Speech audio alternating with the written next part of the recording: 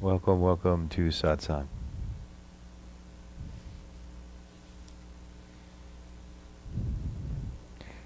Sean and Sherry say hi. Hi, Sean and Sherry. Wish you were here. I don't know if you heard before, Sherry, but in July we may go to the Norton Museum, which was your idea. So thank you.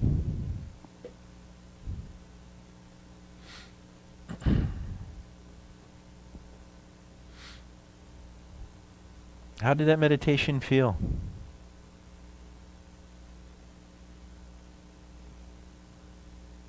Do you see what I'm pointing you to in that meditation?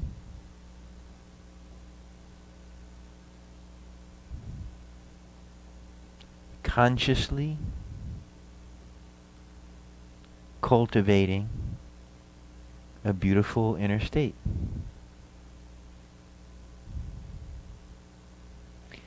Did you actually smile when I asked you to smile? What did you notice?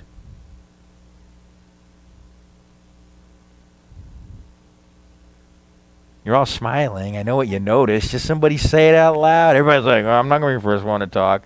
Somebody's got to be the first one to talk. You feel happiness, right? Yeah, you have to turn that one on. Thanks for going for that. You feel happiness. Yeah.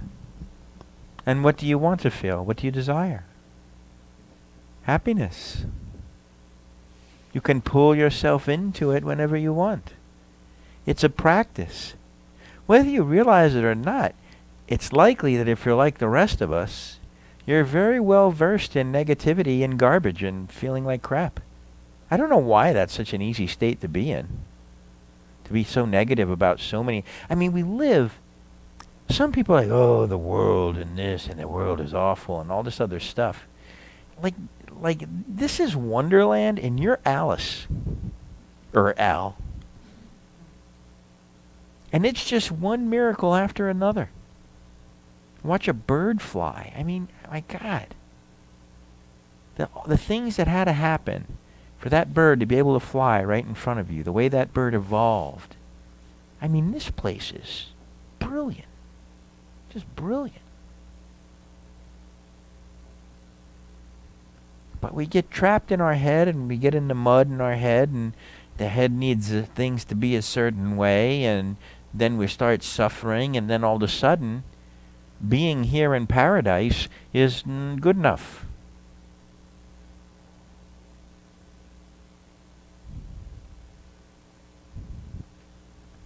Right? It's so strange. But we were born into a world that was very versed in that. For whatever reason. And, you know, now people who are having discussions like this are,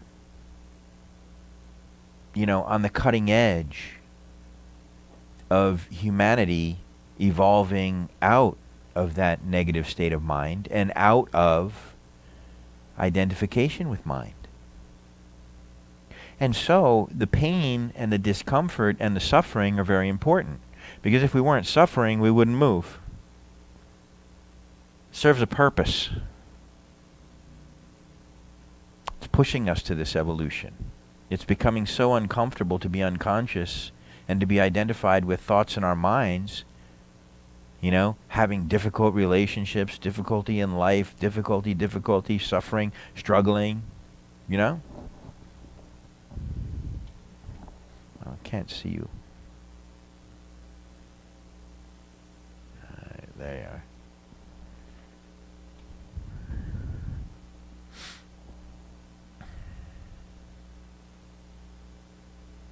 So I'm starting to develop the habit of sending that meme and then kind of diving into satsang from the meme. So I wrote another one, which I know you all read, so I'm not going to ask. It says, although you may not realize it, all you really want is to be free of your discomfort. Think about how you experience in life how you experience life when you are in discomfort versus when you are not.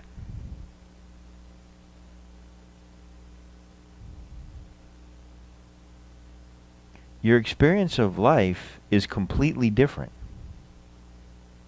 First, get that your mind, not life, is generating this discomfort.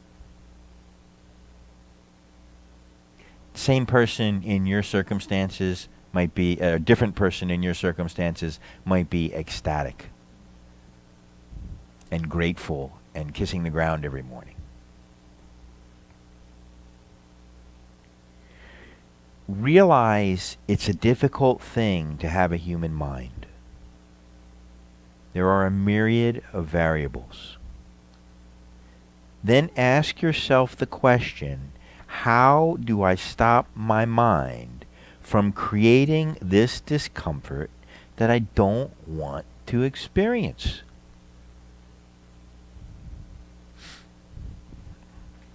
Isn't that cool?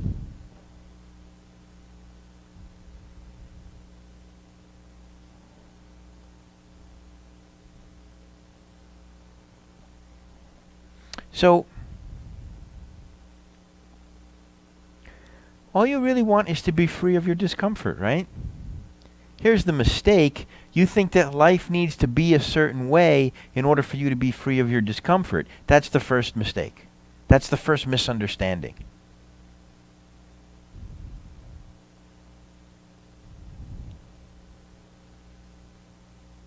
Because what do you know about life? You know that it's constantly, absolutely bound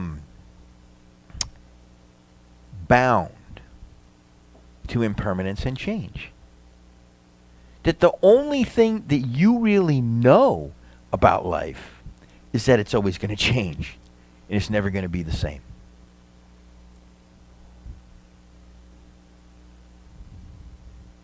True? Right? And so if you need life to be a certain way in order for you to be happy, in order for you to be peaceful, in order for you to be joyful, you are screwed. Because even if you get it that way, it ain't going to stay that way.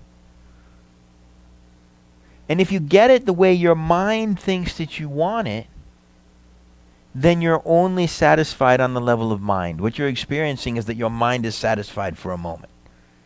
And then it changes and then your mind not satisfied again. Or your mind just says, okay, well now I need to want something else. Well now I got that, now what, you know? Are you? Things are the way you want them and now you're like, okay. Yes, I've set everything up. There's a light on, a little green light. There's a button right in the middle. Just hold it for a beat and it'll come on. Yeah. So everything's really good, but I'm feeling bored. Mm-hmm. Yeah, you need some pain and suffering, right? To and make I things don't want interesting. that. But I think what you just said, consciously cultivate the happiness, invite it in. I think maybe that's where I am. Bored is a very interesting thing, and it really kind of goes down the road of what I want to talk about today. Bored, like, what is even bored? I mean, I get that it's still suffering. I'm still causing suffering. Yeah. Sometimes we're so identified with our suffering that when it's not there, we don't know who we are. I see that far more often than you would think. I mean, people would come to me and I would say, hey, you're suffering, right?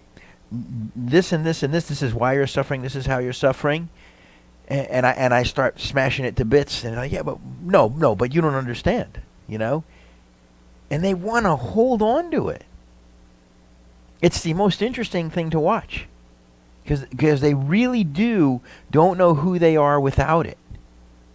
And that's like an identity crisis. When you become identified with your pain, identified with your suffering, and then someone's coming to try and take it away, they're taking away your identity.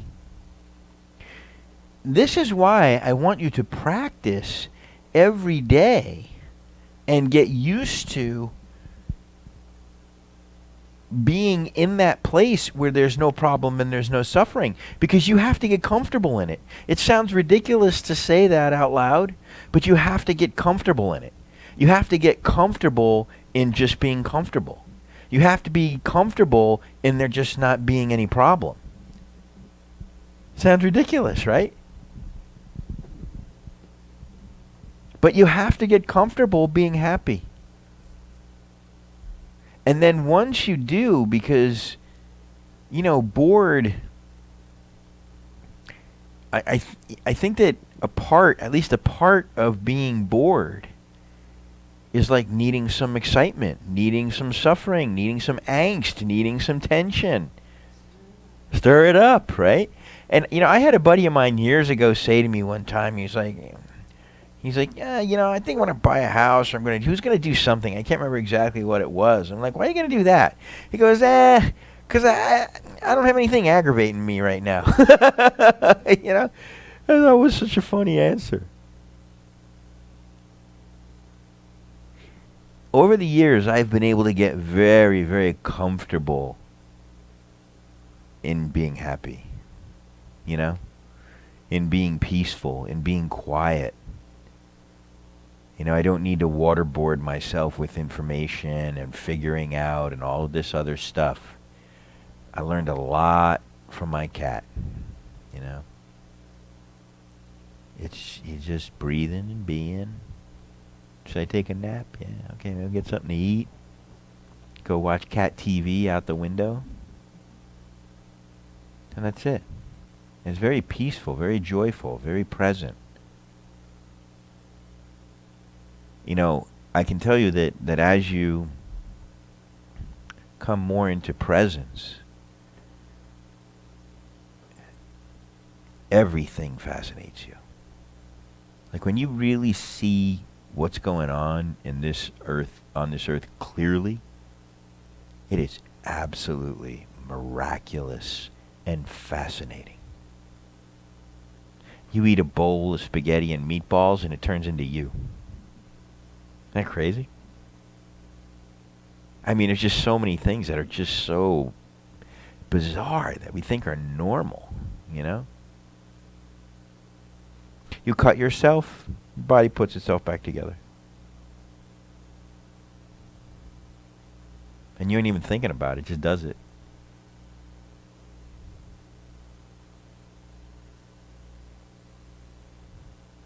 Just one miracle after another. Anybody else feel bored? Just yeah. You're the only one willing to admit it.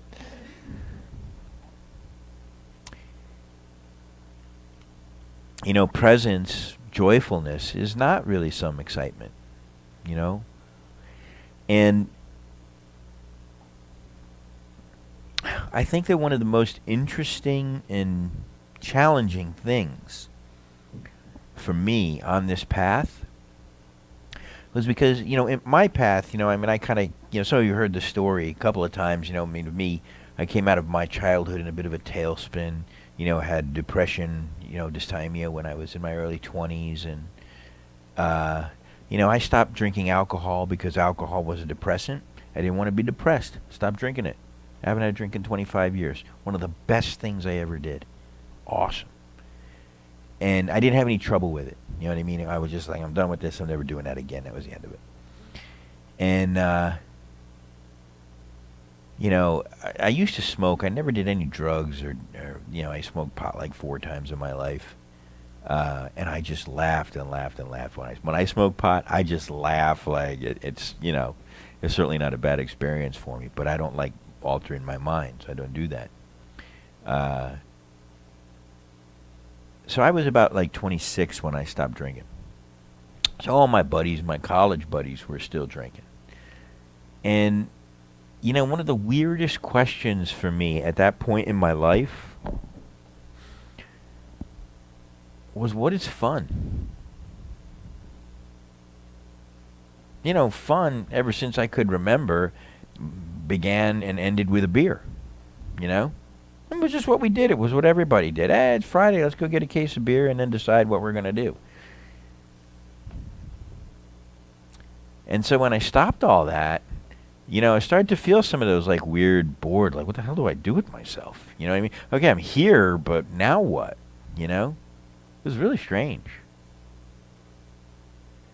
And it did take me time to work through, what was really fun for me.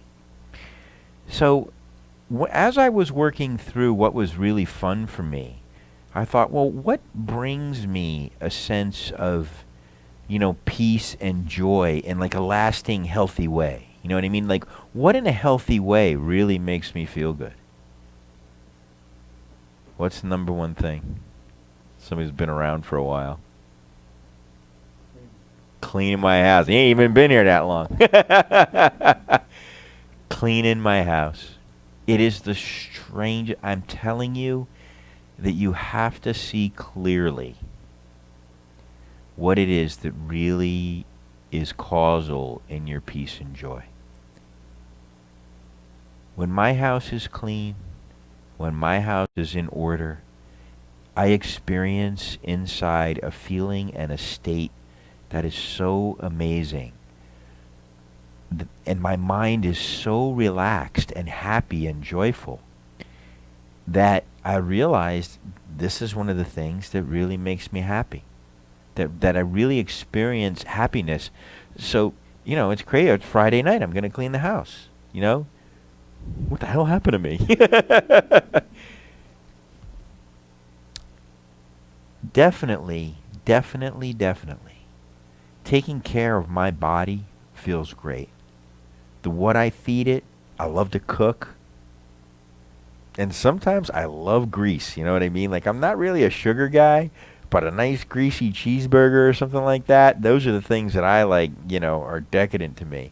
Don't get me wrong, I like cheesecake. I got an Italian grandmother that made cheesecakes that you would not believe.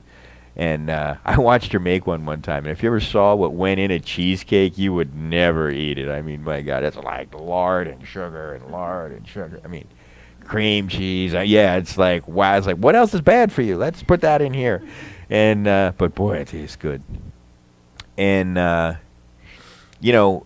like to cook. I like to feed myself. There's something different about the energy of the food that I make for myself. I can't explain it to you. If I go out to eat, it's not the same feeling, And so when I cook for myself, again, wonderful. So now I'm in my beautiful clean house. Kitchen's clean. Really fun to cook in a clean kitchen. A dirty kitchen, when you have to wash the pot before you have to cook and then wash it again, that ruins it. The next, and so then exercise too. You know what I mean? When I'm out and I'm exercising, riding my bike, doing something, being in the gym, something like that. Jump in the pool or go to the beach, go swimming, go for a walk or a jog on the beach. Great source of joy. Really, really very, very peaceful to do these things. Really joyful.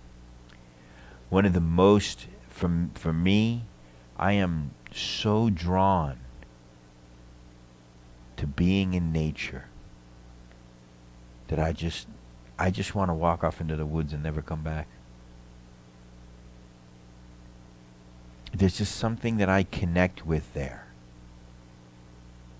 I enjoy quiet. I enjoy silence. Silence is fun for me. For most people, silence is not fun. Why? Do you know why that is?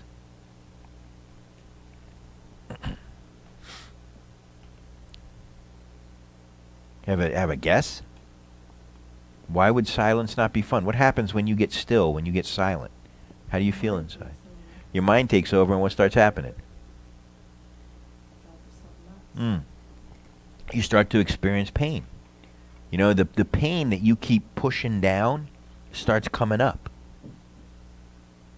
This is why, some people have very active minds, and their mind is like, here, that always got to be doing something, always got to be somewhere.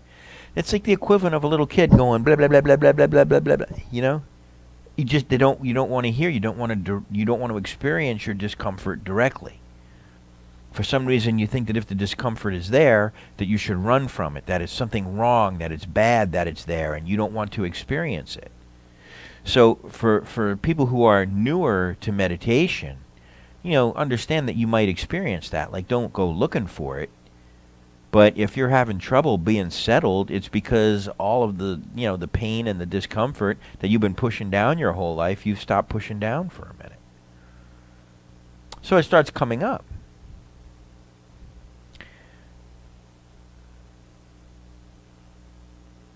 But for me, I have processed through that. I was really able to sit with my discomfort. And I really have sat with it for long periods of time. And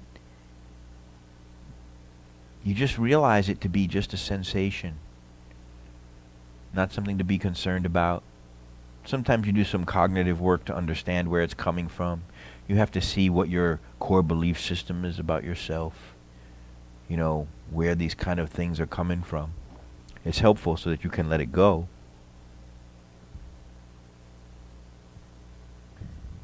But imagine if you could be still, if you could be silent, and either that pain wasn't there or you had just such a different relationship with your pain that it didn't affect you anymore. Even when pain is there, it doesn't really affect me. Because I'm just the one watching it. It's not me. It's like a hangnail. Right, it hurts, so what? And so imagine sitting off in the woods. I always notice, like, a lot of times I go to Murakami, really like Murakami a lot. Really tall trees there. And when the air moves, when the wind blows, the trees just... And I could just sit there. I have a special place that I go.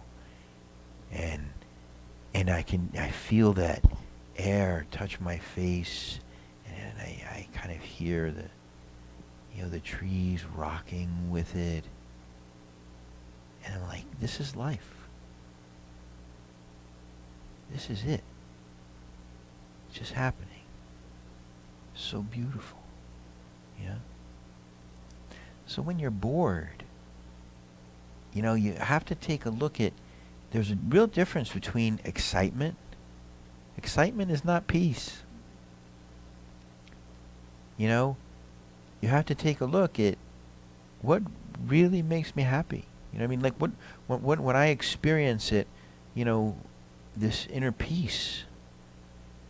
And then there's no agitation, because most people, although most people don't know it, most people, I could say all people, but I always like to leave some wiggle room, right?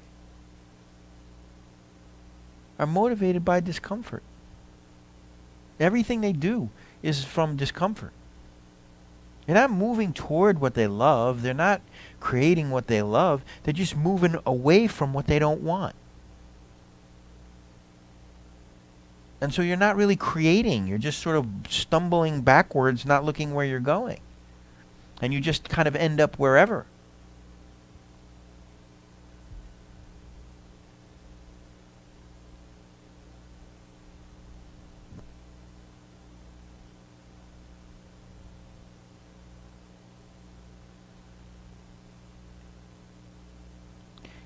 It's strange at first to not want anything.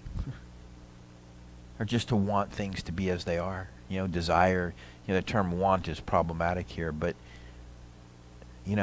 just allow things to be as they are. When I was a kid, I was really inventive. I really wanted to be an inventor. And I would build and build stuff. I'm talking about a little kid, like 6, 7 years old.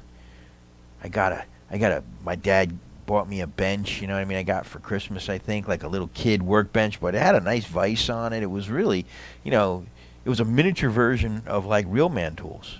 And I got this wooden toolbox with everything put in there beautifully, beautiful carpentry tools made for a kid. I don't think they would give them to a kid nowadays because they were real tools. And I hurt myself with them a couple of times. Took my pinky fingernail right off with the hand drill one time. And but I would be down there, and I would get my little saw and my little hammer, and I'd be making all kinds of stuff. And I was so happy creating. I hate to be productive. I hate that word. I'm not looking to try and produce. But when I am creative, I am so productive. I could work till 2 o'clock in the morning. I don't even feel tired. I don't even feel time. And I just love being creative. It's a really fun part of the Peaceful Mind Centers that I'm always being creative. I'm creating satsangs. I'm creating experiences. I'm the sound guy. I'm the light guy. I'm the video guy. I'm the audio guy. I'm the computer guy. I'm the janitor. I'm the president. I'm the founder. I'm everything. And I'm always doing something creative. I'm writing books now. The first book that I'm writing is called A Book on Meditation for Beginners. And I'm going to couple that with an online course that you guys can take so that you can go back and practice and perhaps have a little more structure to what I'm trying to share with you. Okay? But I saw on Facebook someone said, I was in, there's a meditation group or something I'm in. Does anybody know of a good book on meditation for beginners? And I'm like, that's the name of my first book right there. So it's this creativity that's really fun. I really think that we are such natural born creators. And I think that I just see people jumping out of their skin when they're being creative. When people are part of the assembly line or in the hamster wheel, they're like, oh, they're just dreading life. But when they're being creative, they're very exciting. It's very exciting. It's really fun. Fun. Fun is the word,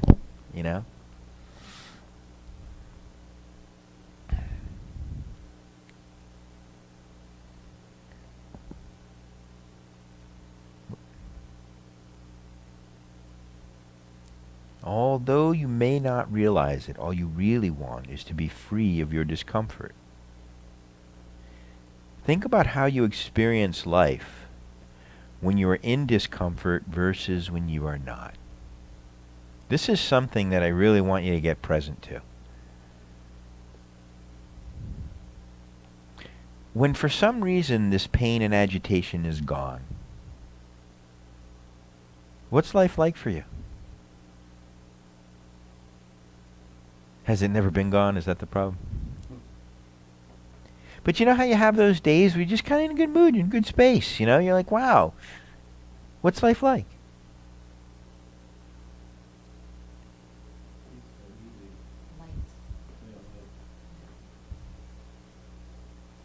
Aren't you happy? Notice the way you are with other people? Like if you go into Publix or something like that, right? Hey, how are you? You're talking to people. You're really open. You're really friendly. You're looking to help people. Feels great, doesn't it?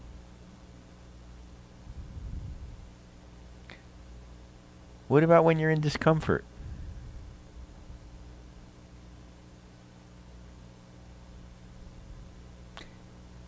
It ain't like that. You don't even want to talk to anybody. You don't want to say hi. You got your head down. Your body language is different. Your energy is different.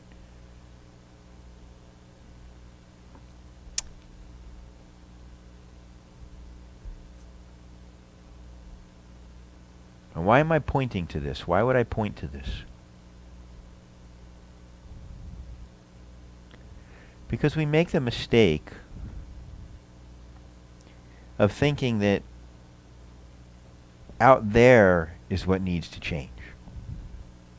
Now, we can take steps to shape our world to the best of our ability, but 99% of it we don't control.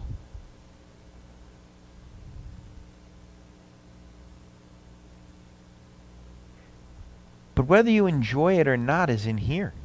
It's about your inner state. It's not about your outer state. It's not about what's going on in your life. What's the motto for the Peaceful Mind Center? Happiness is not a state of life. Happiness is a state of mind.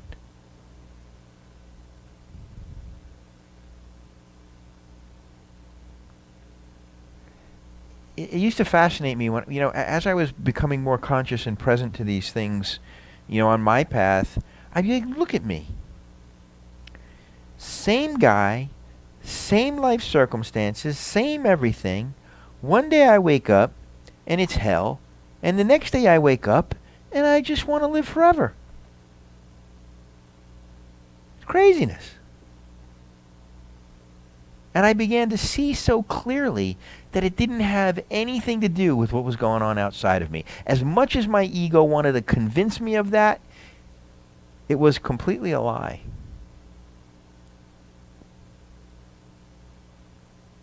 Doesn't mean that you can't create a nice life for yourself. That's fun. But when it's not the way you want it, so what? It's fascinating. Same person. One day, man, I feel great. Life is great. Next day, oh, jeez. Why was I ever born? And that's why I started to devote myself, like that was in my 20s. I remember thinking to myself, because I tried a lot of different things when I was in my 20s. I mean, I was a roofer, I was a contractor, I worked in Hackensack rigging crew, I worked at American Television on electronic equipment, I went to electrical engineering school, I went to Rutgers, and I studied psychology, I studied cognitive science, became a personal trainer. I worked in a restaurant. I was just like trying stuff, you know what I mean? I was just trying on hats, you know, and I'm like, what is important? I couldn't figure out what was important. I'm like, if I'm going to spend 40, 50, 60 hours a week of my life doing something, what's important to spend that portion of my life on? I couldn't figure it out.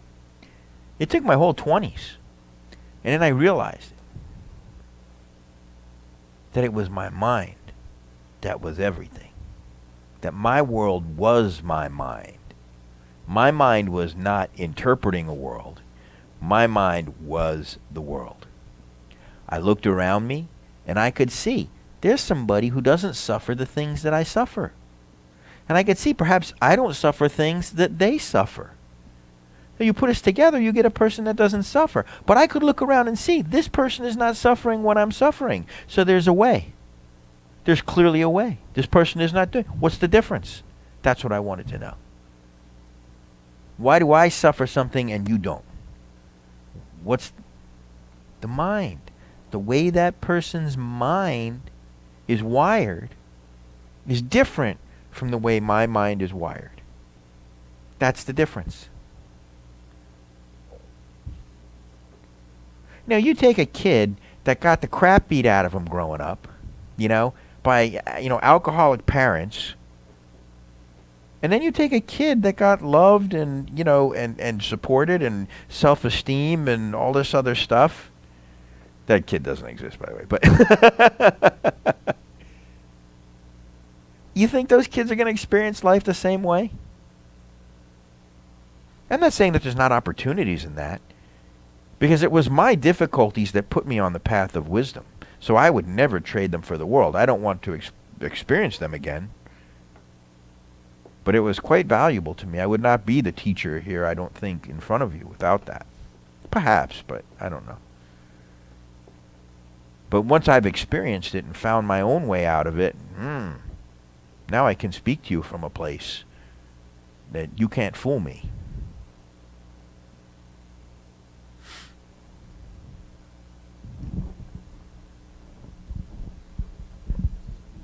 I don't know. Is this working? Yeah, it sounds like it's on. Okay. Green So light. here's my question, because I think it's very easy for everybody to understand what you were saying a minute ago. One day I wake up, and the outside circumstances are going to be the same in the 2 days. One day I wake up, I'm real happy. The other day I'm miserable and sad and in pain and suffering. So, the main thing that I'm looking for, and probably a lot of people, is the tool, the trick, the practice to get out of that day to get back to the day before. And I'll give a little bit more of a practical experience, because to me it seems like it has to do with the choice that I made before the thoughts, I call them attack thoughts, start. So for example, tonight, I chose to come here. I'm very present during the meditation. I'm happy I'm here. I'm very peaceful, present, everything's wonderful. And when you were sharing the example of going to Murakami, I could picture myself, because I've done things like that. And I'll be over there going, well, I really wish I was downtown, drinking and eating and girlfriends and this, and I don't have those things. And that's all the thoughts that would be going through my mind, because I don't really want to be there. I want to be doing all those things that I'm not doing. However, tonight, I wanted to be here, and here I am, Mr. Nice and Peaceful. Yeah. So how do I get to that state when I feel like, well, I really wanted to do all those fun things, like she was talking about being bored, instead of just saying, here's where I am, so making it my choice instead of like, the woe is me type of thing.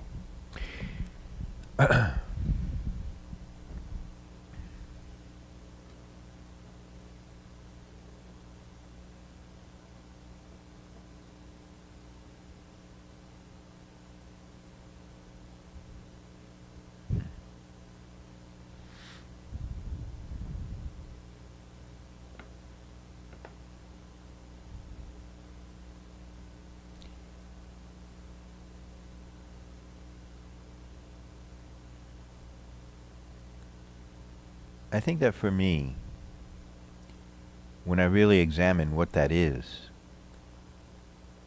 that I have great acceptance of how things are and how they're not. Now, why would I have great acceptance of how things are and how they're not? Because that's a great source of peace for me.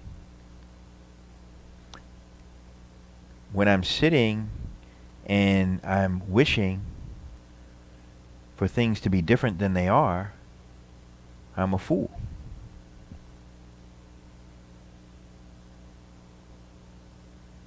It doesn't mean that I can't focus on the causes of what I may be attempting to manifest, If I want to be in shape, I can focus on exercise and eating right and things like that. But what happens is that you'll start coming into presence, and the moment just as it is good enough.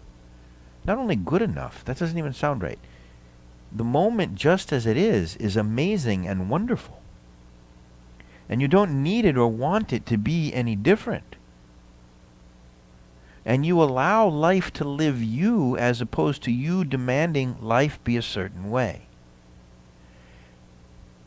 I've always noticed when I was doing that, when I was here but wanting to be there, and there but wanting to be there. And I started to very consciously look for the magic and the opportunities in where I was. What we're talking about is presence. Absolutely. The entire end game to all of this is presence.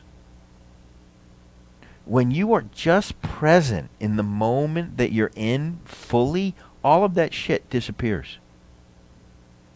Why? Why would that happen?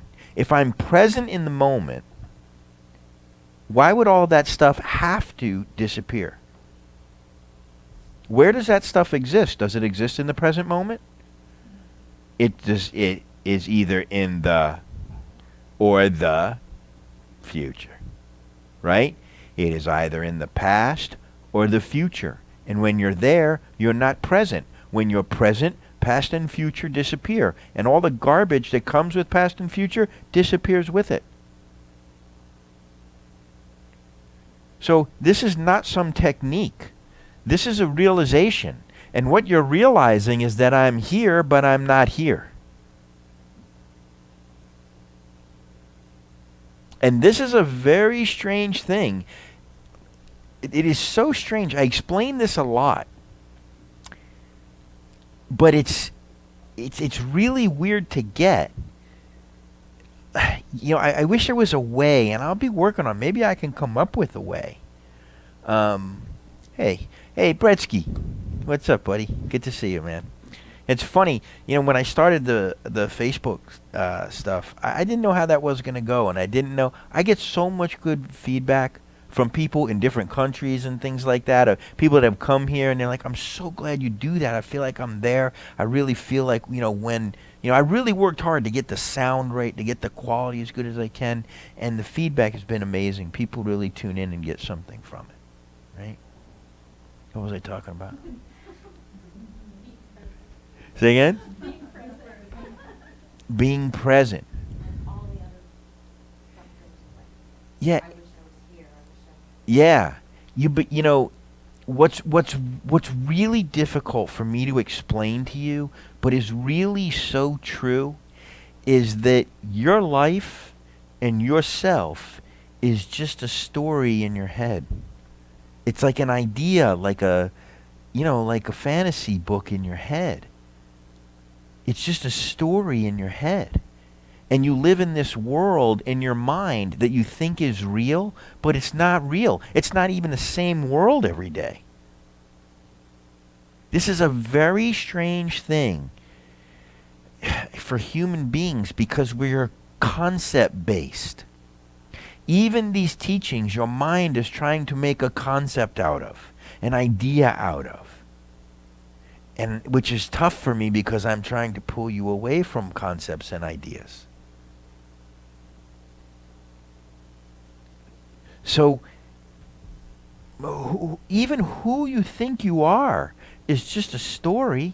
It's not even real. You hear some and this is such practical, pragmatic, feet on the ground stuff. There's no magic here. There's no hocus pocus here. None. If 100 people meet you, they're all meeting a different person. You are who they think you are in their head. And everyone thinks you're somebody different. There's people that love you, people that hate you, people that are neutral to you. Which one are you? The lovable one, the hateable one? 10 people or so in satsang. If there's 10 people in satsang, there's 11 satsangs going on. There's the one I think I'm teaching, and then there's the one you're hearing, the one you're hearing, the one you're hearing, the one you're... And they're all different. There's what I think I'm saying and what I'm saying. They might be two different things. Then there's what you're hearing. And now that's different. And if you all got together and talked about what you heard in satsang after satsang, you'd probably be having arguments about it. That's not what he said. He didn't say that. Anybody going back to the tape? Oh, he said that.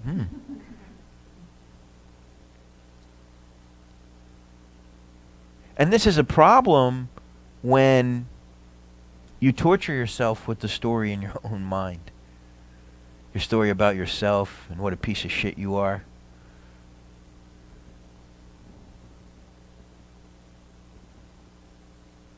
It's not true. But I know it's there. I've been doing this a long time. We can be so hard on ourselves. And the mind is so dissatisfied. All the time dissatisfied. We can have perfectionist parts of our mind. Nothing's ever good enough for the perfectionist part of your mind. Always waiting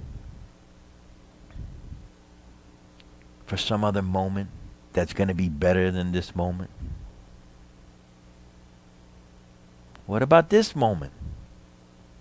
This is the only one you have. What are you waiting for?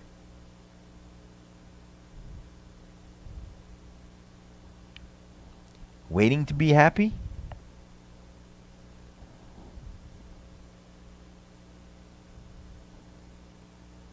Waiting for things to be a certain way, then you can be happy?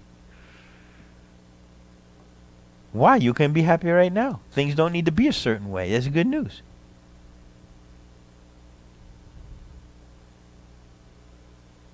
I did a Landmark Forum. He did something very interesting in Landmark Forum. We did this thing where they put a chalkboard up and it said problem, solution, problem, solution, problem, solution, problem, solution, right? And it went all the way up the thing. And I always loved this exercise. Anybody heard this exercise? Right? Right? Okay, so here's how life works, right? You have a problem, You're single, you're lonely, right?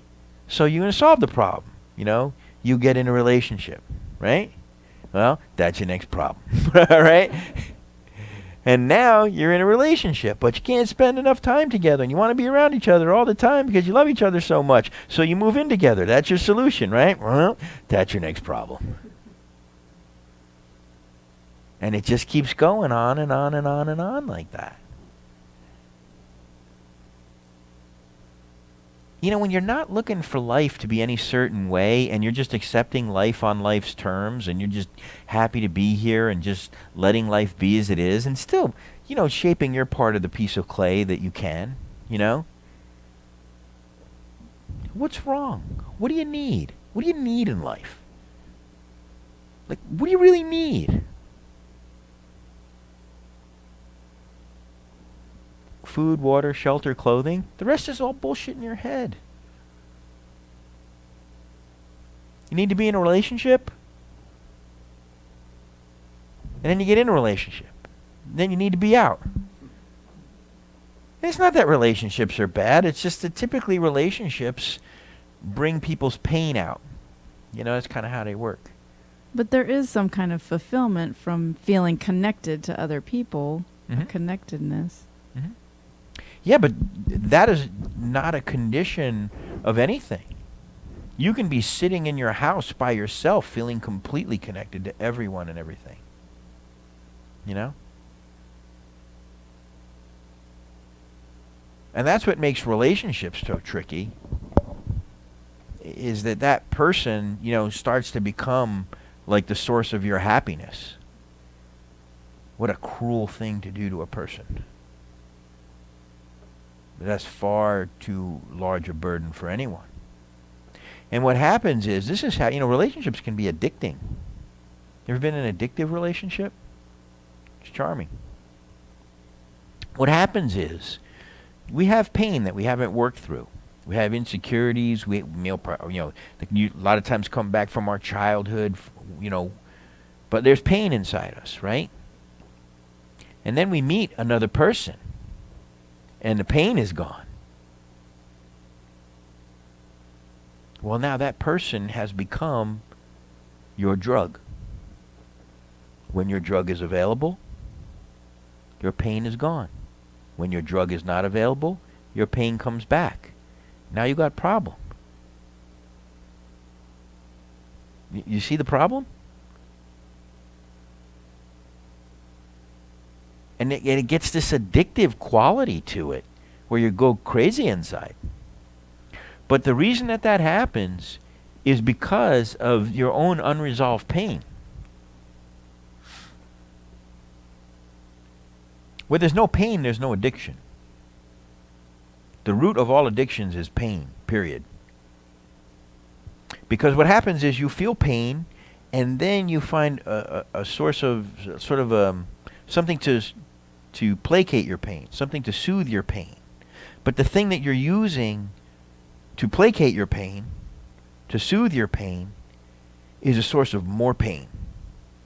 And so you need more of it, and then more pain, and more of it, and more pain. And it just keeps going. And a relationship can definitely be that way. Absolutely.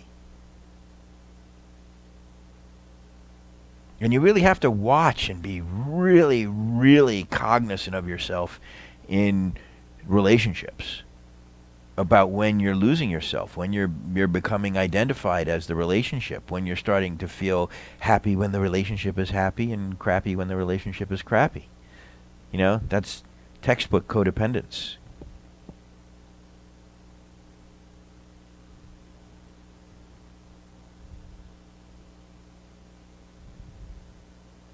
So you see what's going on. You see, all we want is to be happy. All you really have to do is shut up and be happy. I don't know why that's so hard. Because you have a human mind. And that human mind has put conditions on your happiness. Isn't that weird? Why would it do that?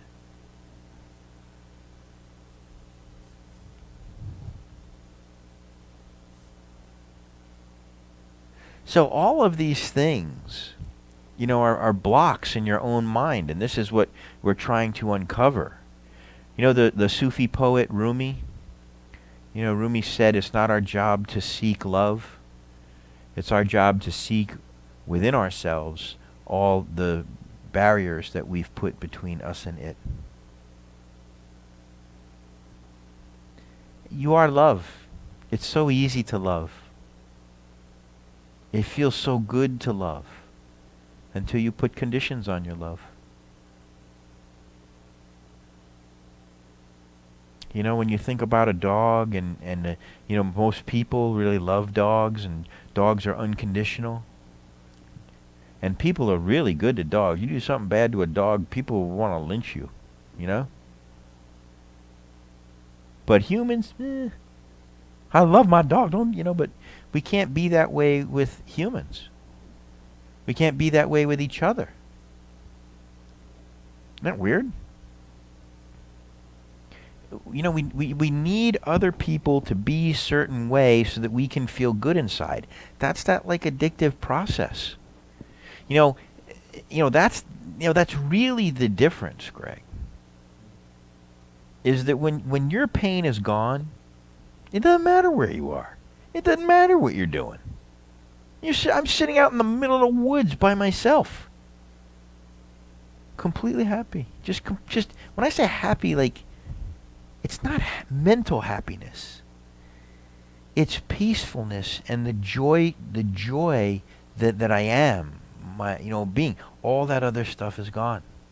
One time I was out in Murakami and I heard leaves. And I was like, I knew, there's like these black racer snakes, that are around. So I wasn't scared. Not particularly a big fan of snakes, but I sat down under a tree, and I walked off the path, and I was just in the woods. And I found a nice place where a tree and kind of a high ground I could be comfortable. And I saw the snake, and I almost stepped on him, and he took off. I sat to meditate, right? And I hear,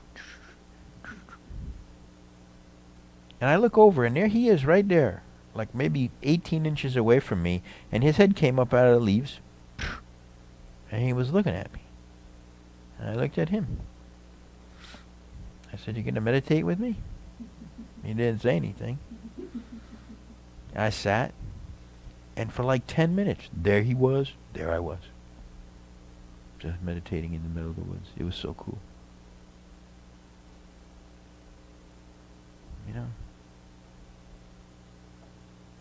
It's really fun when you don't need anything. As soon as you start wanting something, oh my God.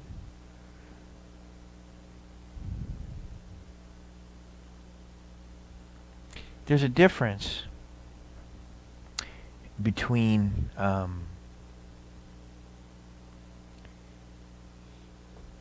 needing, desire, and wanting. Okay? And we really need to it's really helpful to understand and break apart and have these things be different, right? Because in Eastern philosophy, they'll tell you, desire is the root of suffering. You have to get rid of desire. And then in the same breath, they tell you, but desire for peacefulness, that's good desire. And this is good desire. And I'm like, you can't have it both ways. In the translation, it's getting lost. And in the minute that you say good desire, bad desire, you invite the ego back into it. And we don't want to do that. We don't need to judge. Okay? We don't ever want to judge. We just want to see clearly in boundless equanimity. Okay? So, there's needs. We all have the same needs. Without your needs, you die. Okay? Food, shelter, clothing. That's it. On a spiritual path, those need to be met first. There's no spiritual path without the need of food, shelter, clothing being met. All right? You're in survival mode, you got to survive. Right? The next thing is desires. And the difference with a desire as opposed to a want is that a desire does not generate pain. So, I always like to use scuba diving as an example. I love to scuba, but I haven't scuba in years, right? I'm not sitting home going, oh, my life is so incomplete. When am I going to scuba? I just need to scuba. Otherwise, I'm here all alone. It's just not like that.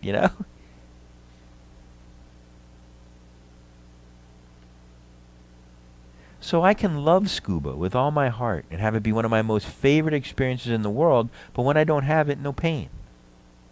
Then there's wanting.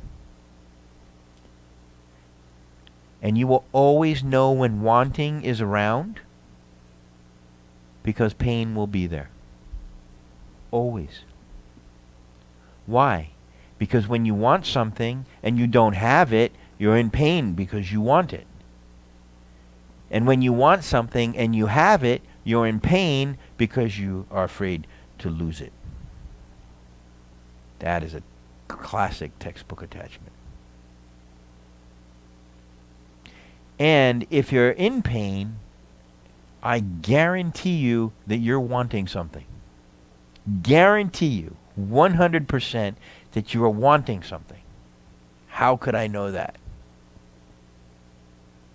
Did you ever suffer or feel pain ever once about something you didn't want? I always like to use snowshoes because it's the most ridiculous example I can find in Florida. You know the tennis, they look like tennis rackets, those big snowshoes. Does anybody in here have snowshoes? Right? Is anybody here sitting here saying, oh my God, when am I going to get snowshoes? I'm so upset I don't have snowshoes. No, you don't want snowshoes. Therefore, snowshoes cannot cause you pain.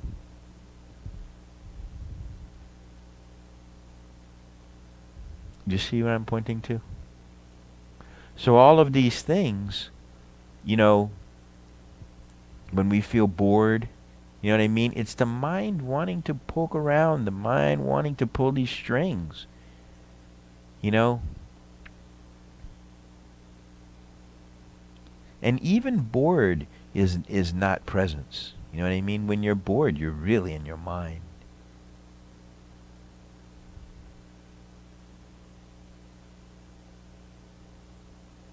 I always like to say that when I'm looking for you, I'm only going to find you in one of two places.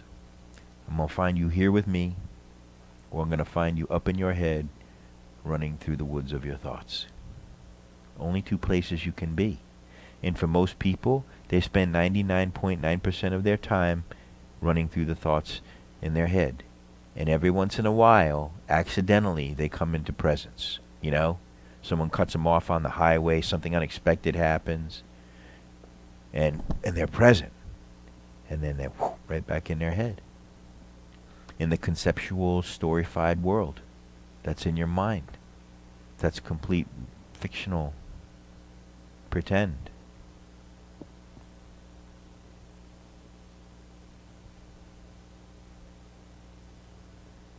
And this is the hardest part for me to describe, because we're born into this world and we're kind of blindfolded, and the blindfold comes off and we get, programmed in this world in our own minds that we think really exists. But it doesn't. it doesn't. It's only a story in your head. How do I know that? Because the story changes. Even the story of yourself.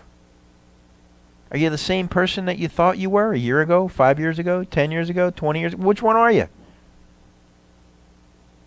You're not even the one you think you are now. You're not even that one. There is no Tom Notarianni. I say that. And everyone thinks, oh, that's so esoteric, and there's nothing esoteric about that. I didn't come here Tom Notarianni. Plain and simple. Plain as a nose on your face. Nothing to believe. Nothing to understand. All you do is take a look at it. I was born here, and then someone pointed at me and said, you're Tom Notarianni. That's when I became Tom Notarianni. And Tom Notarianni, you're a good boy if you do this, a bad boy if you do that, live life this way, not that way, do this, don't do that. Tom Notarianni became a concept, became an idea, just like a tree or a fish or whatever. And that idea that lives in my head that I've been believing to be me is not me. I am the one that is aware of the story or the concept Tom Notarianni. But I am not Tom Notarianni. There's no such thing as a Tom Notarianni. Or a Wednesday. Or 8:30. These are all just concepts, ideas in your mind. When you suffer in your mind, you're just suffering your concepts and your ideas and your mental formations. That's it. It's not life. If it was life, then we'd all be suffering the same thing. But we clearly don't. You know, you suffer what you suffer, I suffer what I suffer, you suffer what you suffer. They're not the same thing.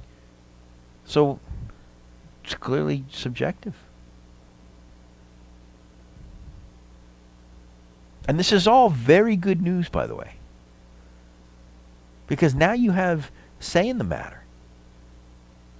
Now, you will really, I don't want to set you up for this, but it's likely that you will struggle to let go of your stories because you're identified with them. You know, they say if you seek enlightenment, be prepared to sweat white beads. Why?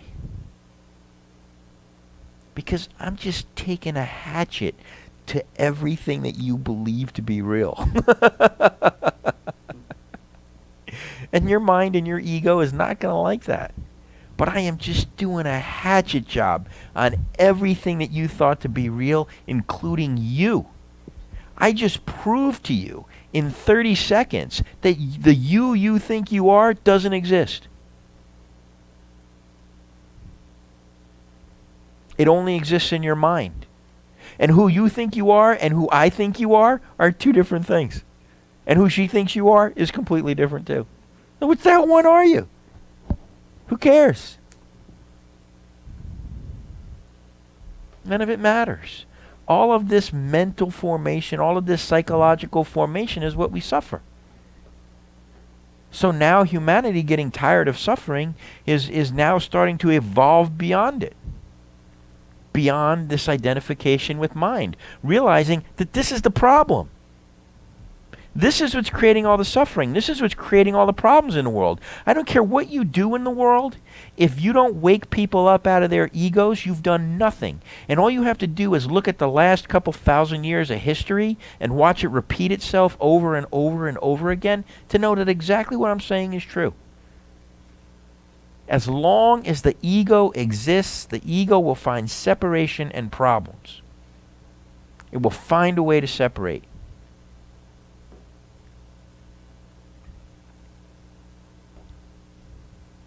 The best thing you can do for the world is become conscious yourself. Why?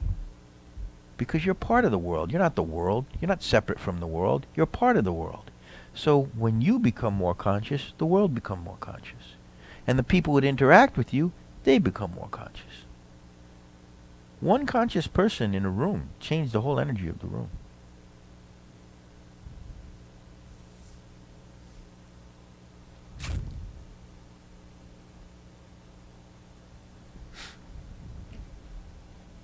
Comments, questions? I got a question. Sure. So, as I'm fairly new to the satsangs and not necessarily the teachings in general, I wonder if anybody would be open enough to share what they do with the information. This is the second time I've been here. Last week I just sort of went home and went, wow, that was great. But I didn't do anything with it. I didn't. Boy, I write love anything. that question. I wish I asked that question. Okay. So we'll leave it there. I'm just curious. Who's doing their homework? Anybody want to answer that? You can tell me I already know nothing. I just go home.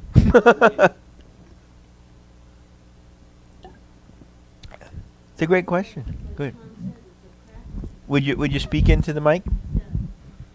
It's a practice. Speak to me though. We try not to crosstalk here. It's not a support group, so we try to just keep a different format. Right. It's not something that will happen immediately, but one day you'll realize that you know, I don't have to do what you may have wanted to do yesterday. Like you wanted to go out and do something different. And maybe you will, but it's a practice. So it's not going to happen right away. And you'll feel after a while that you don't have to be doing anything. Just like Tom says, it will just happen. Yeah. I've been doing it a long time, so Yeah. I understand it, and I feel the same way as Tom. Yeah. But it doesn't happen overnight. Yeah. It is definitely a gradual practice, and it starts working on you. Because here's the thing, like, if, this is another forum thing, but it's very appropriate here. If you were born with blue sunglasses on, how would everything look to you? Blue? Anybody else? Now remember, you were... Say it again. You don't know. You were born with these blue glasses on. So everything looks normal. But then when someone comes up for 1 second and goes like this, say, boop, and then puts them back on, now how does everything look? It looks blue. Now it looks blue. That's what happens here. What I'm explaining to you and the way that I'm explaining it to you is absolutely undeniable. There's nothing to believe here. All I am doing is giving you a very clear look at your mind and your own humanity. That's all. Okay? And you can see that what I'm saying makes perfect sense. And it starts working on you. Once you've gotten a glimpse of it, you're screwed. It just starts eating away. Your mind will wrestle with it. Your mind will struggle with it. It'll be, be weird, like confusion. If you leave here confused, I've done my job. Because confusion is a state of grace. Confusion is seeing things in a way you've never seen them before.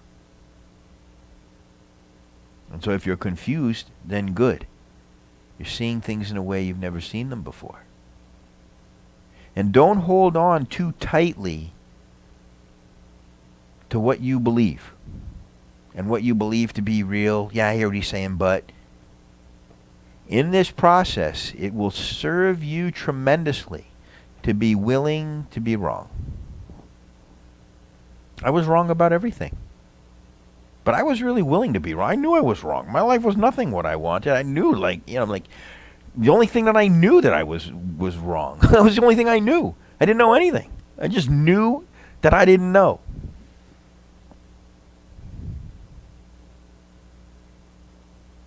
And so the difficulty is that, your perceiving starts to change. And that can be soft ground to walk on. It can be slippery ground to walk on because you start questioning your perceiving of everything. That's good. Don't let your ego use these teachings for bad behavior, because it will do that. But it gets a little slippery when we start,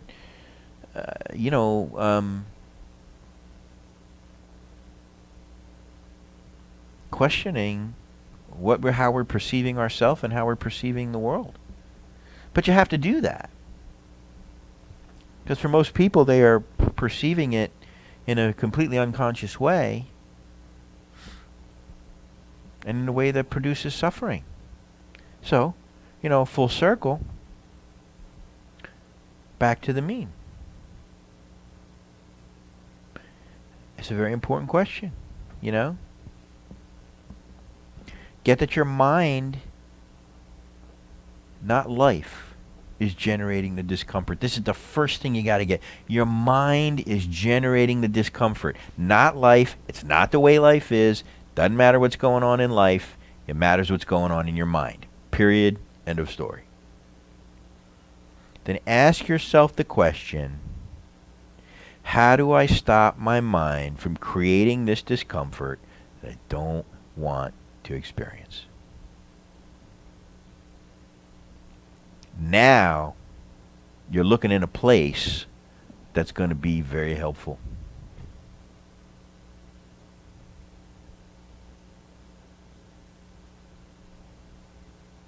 So you see how we've completely changed our perspective in just a moment? You know, how do we normally think? Oh man, I got to get this, I got to do that, I got to make life this way, I got to make life that way. You know, how do I arrange my life so that life feels good? And now we're saying, wait a minute. How do I arrange my mind that life feels good the way that it is? And that's not some nihilistic point of view where just nothing matters. I'm not saying nothing matters. I'm saying that you control so little of it. Stay focused on what you control, and what you control is what goes on in your mind, or not even maybe what goes on in your mind, but your relationship to what goes on in your mind. You understand the difference when I say that? In other words, the same weirdness and stuff that arises in my mind still arises, but it's not me anymore. I have a different relationship to it. It's me and my mind. How many times have you said in your life, my mind, my mind? There's a me that has a mind. And so for me, I watch my mind the same way I watch a kid throwing a temper tantrum on it. I think, you know? Who cares what my mind is saying?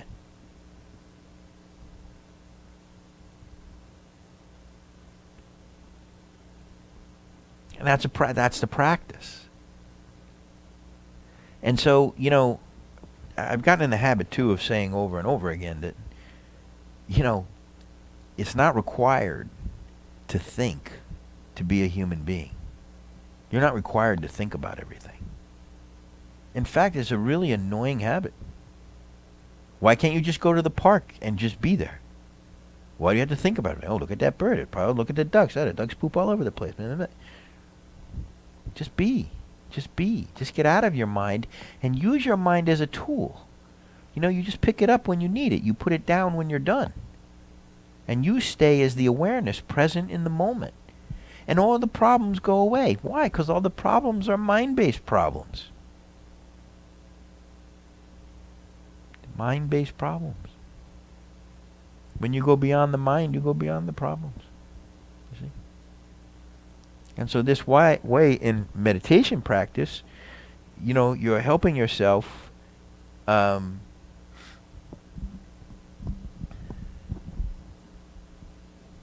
practice going beyond the mind, staying present in the moment, knowing when you're not, and not fighting that either. You know, if you're having a meditation where your mind is very active, well, okay. But you're really getting comfortable in not thinking. Or, better said, not having any interest in thoughts. Because the thoughts will be there. Every time you go looking for them, you'll find them. It is the nature of mind that thoughts arise. Okay? But, without your attention, a thought is powerless. The moment you take your attention away from a thought, it disappears. So how powerful is something that all you have to do is take your attention away from it and it disappears? It's not powerful at all. It only has the power that you give it. And you are not required to think every moment of your life.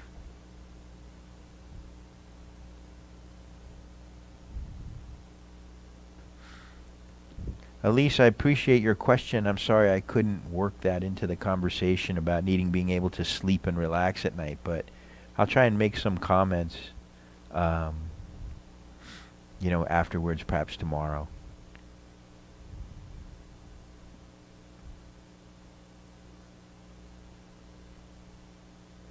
What about anger, sadness that comes to you that you can't identify where it's coming from? It just comes.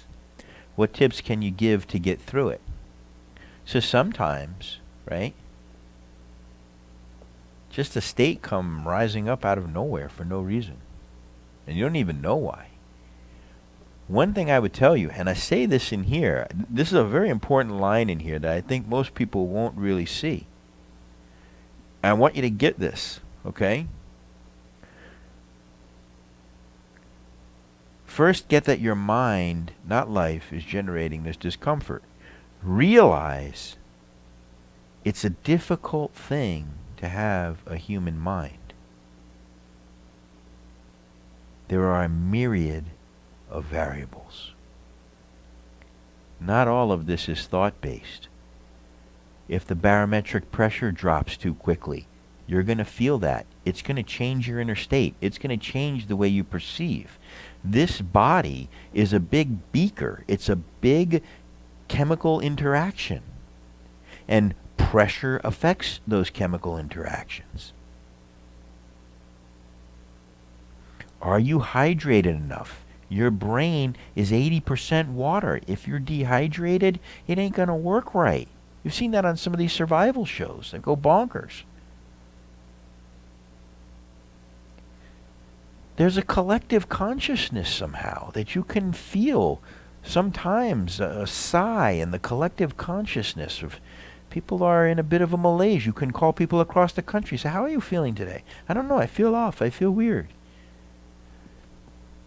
There's far more that we don't know and we will never understand. And so when a state come up in you, you honor it as an expression of your humanity. You know, I hope you're still here, Shari, that you allow it to be and you don't resist it. You don't grab onto it. What Rinpoche would say over and over again is you let it come and you let it go. So you don't resist it, that is aversion, and you don't grab onto it, that is attachment. You just I always like to like if you're standing in the ocean and a wave comes up to your neck and then comes right by you.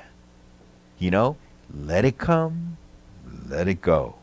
You're human. These things are going to arise. It doesn't mean anything is wrong. It doesn't mean that your practice doesn't work. It doesn't mean spirituality doesn't work. It means you're human. But what changes, and I'm saying this over and over again lately, is your relationship to your humanness is what changes. I'm still human. I just don't care anymore. Because this thing is a mess. It's incredible.